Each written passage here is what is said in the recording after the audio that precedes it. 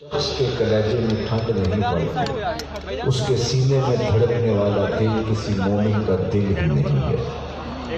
یہ ہو ہی نہیں سکتا کہ حضور کا ذکر ہو، قلب اور روح کو تسکین نہ پہنچے، باطن قرار نہ پائے اور سینے میں ٹھنڈ نہ پڑے۔ میں اور آپ اپنے آقا و مولا کے حضور اپنی عقیدتوں اور محبتوں کا نذرانہ پیش کرنا اپنے لیے سعادت سمجھتے ہیں۔ پہلے محبت کا شروع سے یہ طریقہ رہا ہے کہ وہ اپنے آقا و مولا کا ذکر ویسے تو ہر موسم میں کرتے ہیں، لیکن ربیع الاول میں ان کی محبتیں جوبن پہ ہوتی ہیں اور عقیدتوں کے رنگ دیکھنے والے ہوتے ہیں، اور اب اس کی ضرورت اور زیادہ بڑھ گئی ہے جب فرانس کے گماشتوں نے الٹی ٹیڑھی لکیریں تراش کے انہیں پیغمبر حسن، پیغمبر جمال کے خاکے قرار دے دیا۔ اور یہ زندگی میں آپ نے بھی پہلی بار سنا، بلکہ تاریخ میں پہلی بار ہوا کہ ریاستی سرپرستی میں ایسا ہو گیا۔ تو اب امت گلی گلی حضور کے نام کا چراغاں کرے اور حضور کے حسن کے قصیدے پڑھے اور اپنی عقیدتوں کا اظہار اپنے آقا و مولا سے کرے، یہ امت پر اور زیادہ ضروری ہو گیا۔ تو ویسے تو حضور کے ذکر کو کم نہیں کیا جا سکتا۔ یہ خاکے جو تراش رہے ہیں، میں نے جگہ جگہ کہا کہ یہ میرے حضور کے خاکے نہیں ہیں، خاکے تو خاکیوں کے ہوتے ہیں، جو پیکر نور ہو اس کے خاکے کون تراشے گا۔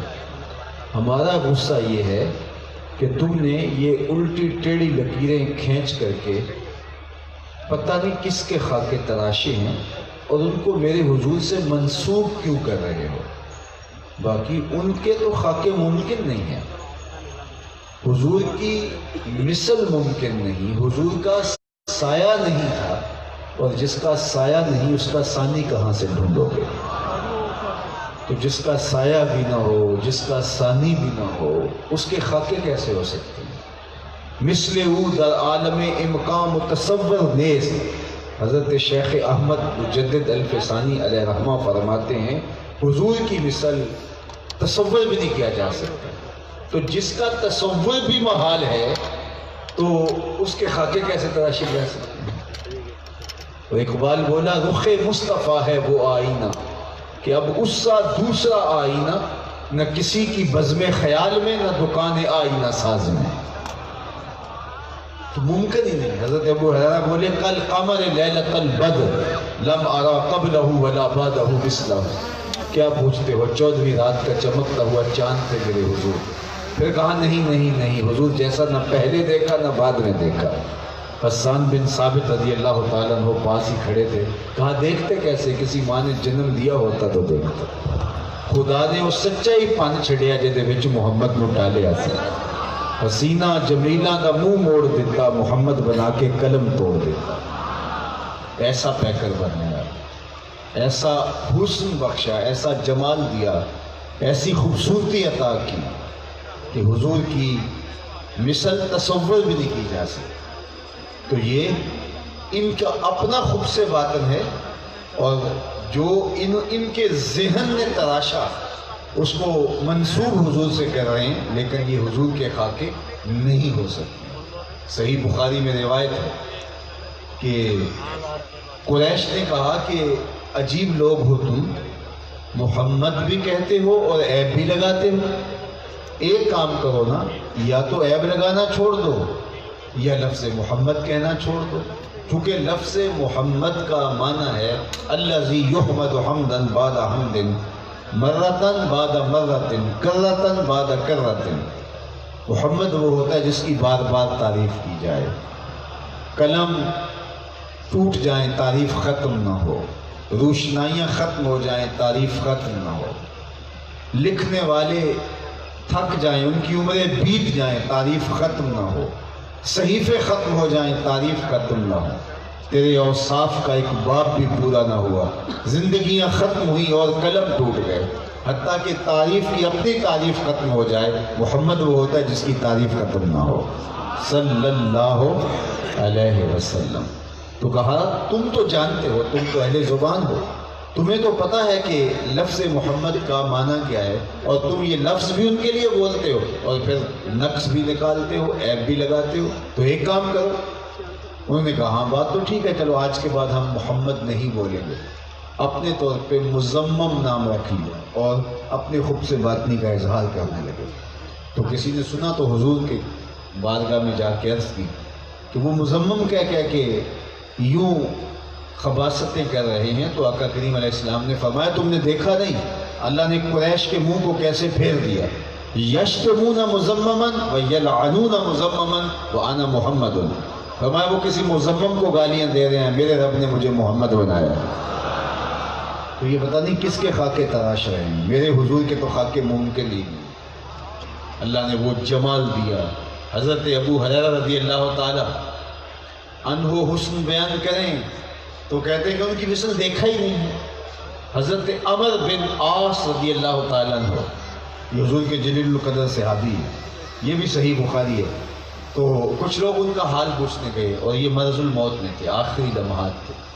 تو جب لوگ ملنے آئے تو یہ دیوار کی طرف رخ کر کے رونے لگے، اور حدیث پاک میں آتا ہے کہ بہت روئے، پھر لوگوں کی طرف رخ پھیرا اور کہا کہ لو سئلت ان اصفہ ما اتقت، آنے والوں اگر تم مجھ سے یہ پوچھنے آئے ہو کہ حضور کیسے تھے تو اللہ کی قسم میرے میں طاقت نہیں کہ میں بیان کر سکوں۔ جنہوں نے شام سویرے دیکھا، جنہوں نے حضور کے دیدار کا جی بھر کے شربت پیا، وہ بھی کہتے ہیں ہمارے بس میں نہیں ہے کہ ہم حضور کا نقشہ بیان کریں کماؤ کو، تو اور کون ہوتا ہے کوئی کہ وہ نقشہ تراش لے اور خاکے تراش لے، تو ان کا تو خاکہ ممکن ہی نہیں ہے۔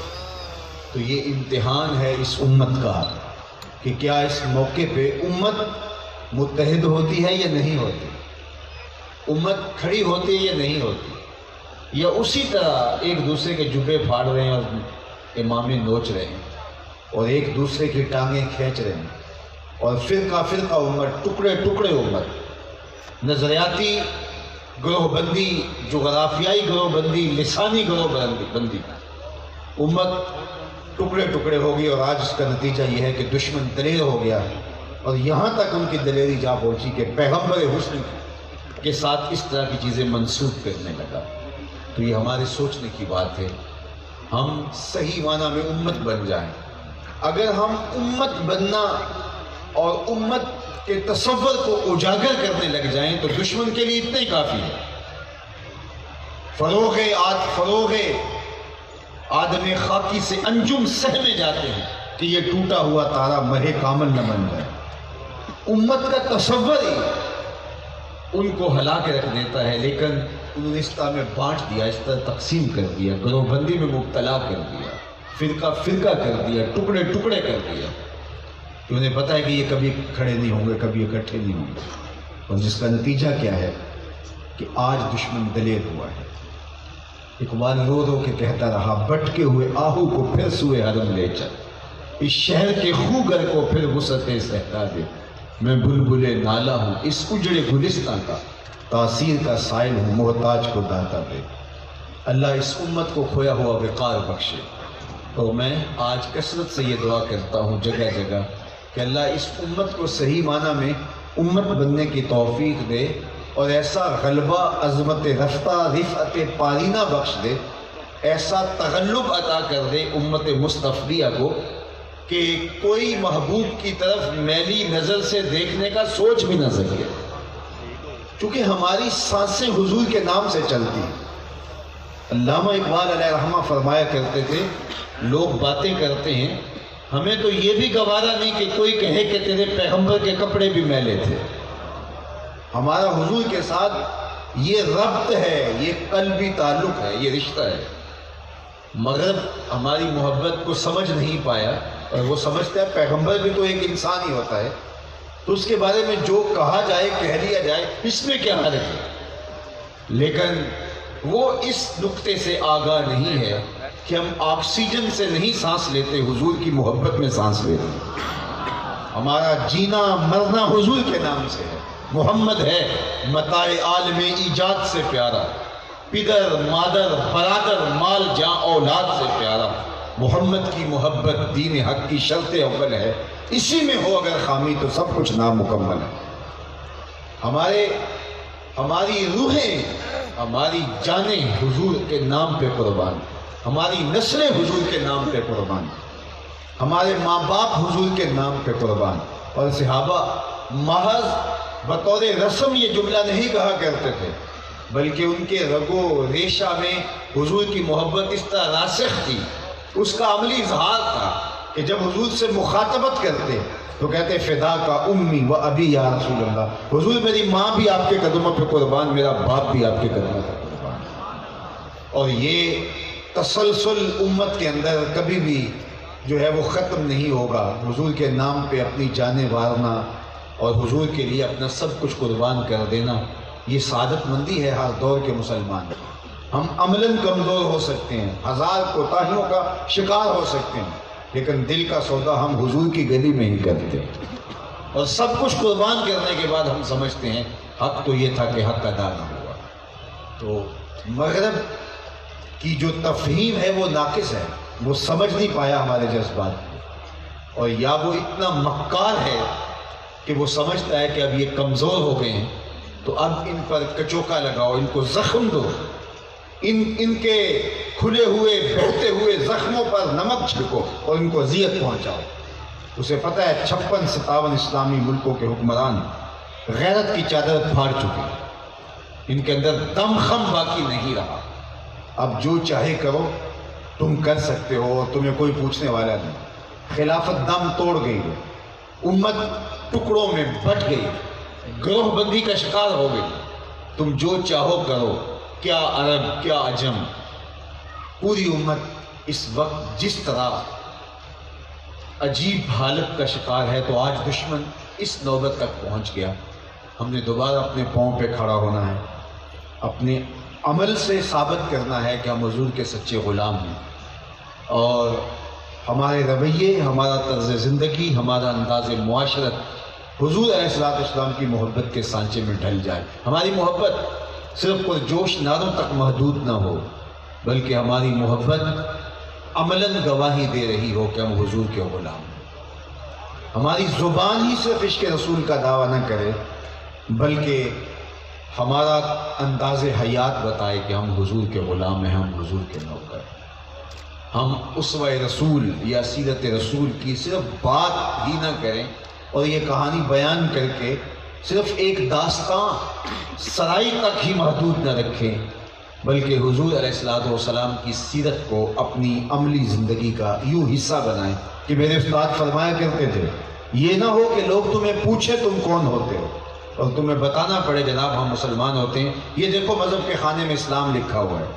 آپ فرمایا کرتے تھے نہ کسی کو پوچھنا پڑے، نہ تمہیں بتانے کی نوبت آئے، تمہارا وضاقتہ، تمہارا طرز زندگی، تمہارا انداز معاشرت ایسا ہونا چاہیے تم دور سے چلے آ رہے ہو، لوگ کہیں وہ دیکھو آقا کا غلام آ رہا ہے، نور آنکھوں میں تو چہروں پہ اجالے ہوں گے، مصطفیٰ والوں کے انداز نرالے، دنیا میں بھی ان کے دم سے مقدر چمکا، محشر میں بھی ان کی رحمت کے حوالے۔